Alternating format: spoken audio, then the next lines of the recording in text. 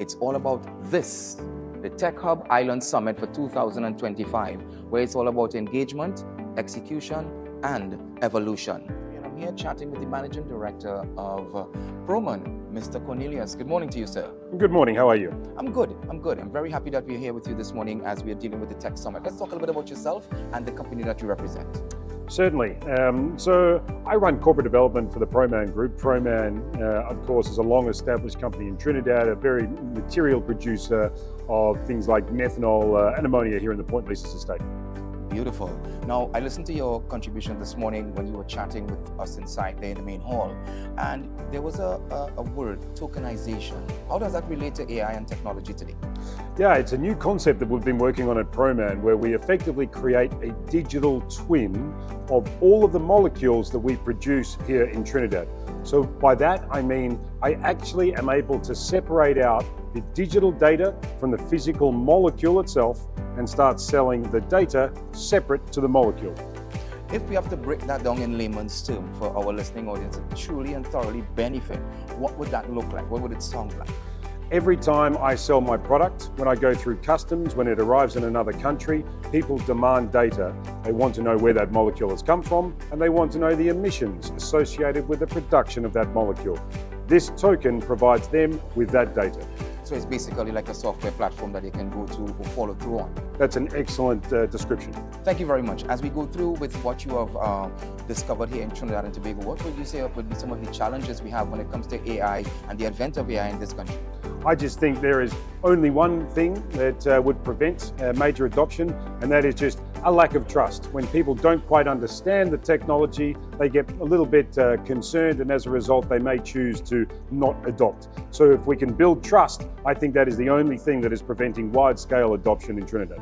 And the thing about it is, with artificial intelligence, would you say that humans should be afraid of this technology, or should we embrace this technology, and why? This should always be something that is embraced. I think too often people are worried that this is going to replace them in the workplace. It's not. It's going to augment and help. It's going to make you better and faster. And for us, more importantly, it's going to make us work safer. Now, a lot of persons, now I'm just digressing a little bit here. Recently, there were some studies in the US concerning AI technology in vehicles. And we saw where it went from having a safe driver in the seat to no driver at all. And there were concerns. So when you say in your best explanation that it does not replace the employee, but works as a tool with them, one can say, well, listen, the driver is no longer there. What is going to happen to me? That's a very good question. I think in our application, we would always maintain that it's the human that ends up making the critical decision.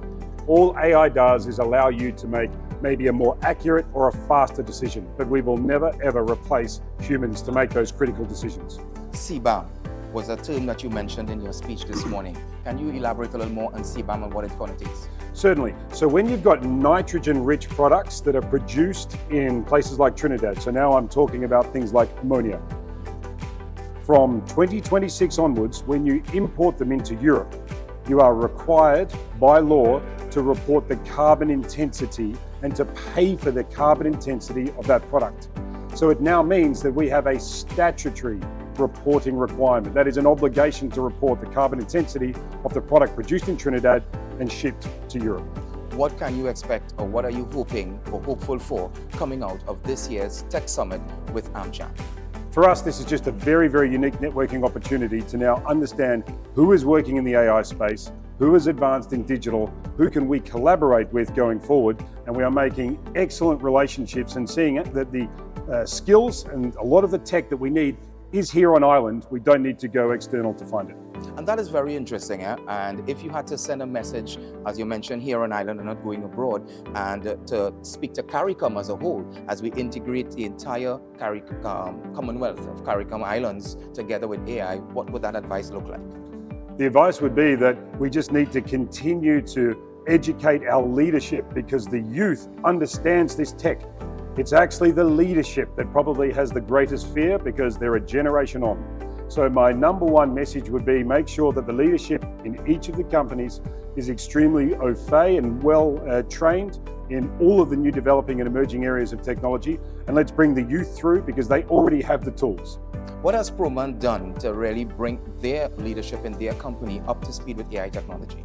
They've really invested hard in people and people initially, externally, bringing in the expertise to train, but then we go to great lengths to take both middle management, new graduates, but also senior management through training programs on things like digital, all aspects of digital, be that from cybersecurity right the way through to AI and tokenization. So as a result, there's an extremely good understanding of the benefits all the way across our company.